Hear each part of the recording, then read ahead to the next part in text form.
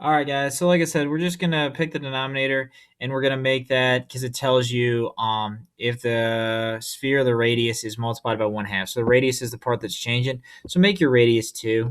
All right. If you make your radius 2, or whatever part they're talking about is being multiplied, divided, um, whatever the denominator of that fraction is, it just makes it a little bit simpler. Gives us 1, makes it nice, easy numbers to work with. Okay. So for this, we plug in because the only variable in the formula is the radius. So we just plug 2 in for the radius. So surface area equals 4 pi times 2 squared.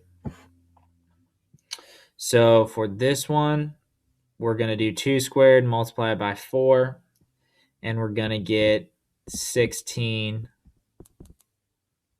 pi. Okay. So once we do that, then what we're going to do, because we're going to say, all right, the radius is multiplied by 1/2, and this is where if you do 2, since our radius here is 2, we're multiplying it by 1/2. Guess what? That just gives us 1, nice, easy numbers to work with. Now, could you pick any value for the radius right here? You could pick any value you want, okay? You can pick 9,000. You can pick 20,000.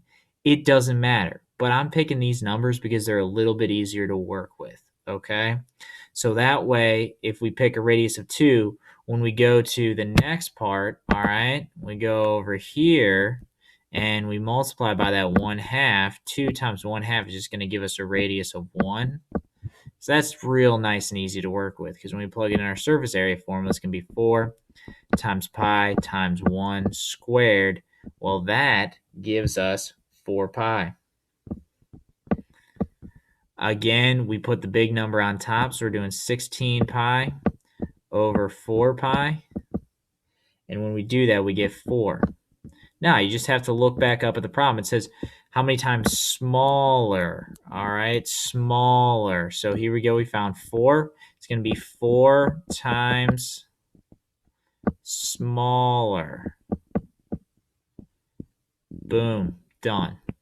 All right. So this next one, number 12, how many times smaller is the surface area of the cube if the side length is multiplied by 1/4? All right, so this is where we have a cube. All right, so the side length, we know in a cube, all sides are going to be the same. So this is where for one of the sides, I'm just going to pick 4 because that's my denominator of the fraction. So for this, we know that the surface area for this one is just 2, and this is where it's the 2 length times width plus 2 width times height plus 2 length times height. So for this one, since it's all 4, like all these variables are going to be 4. We can plug it in, or really it's just basically saying 6 times the side length squared. That's all it is, because you have the side length is going to be the same for all of these. But we'll just plug it in our formula here. So to find the surface area, it's going to be, and we're going to use 4 for the length of the side. So our length, our width, and our height are all going to be 4, 4, and 4. Okay. So for this one, you do 2, 4 times 4 plus 2, 4 times 4 plus 2, 4 times 4. Boom, there we go. All right. And so we get for an answer of 96. 96. Now, when we go on and do it again, this is where, hey, we're going to multiply by that 1/4. When we do 4 times 1/4, what does that give us for a side length? 1. Okay, that gives us 1. All right. So for this, our length, our width, our height are all 1. So basically it's just saying 2 times 1 times 1 plus 2 times 1 times 1 plus 2 times 1 times 1.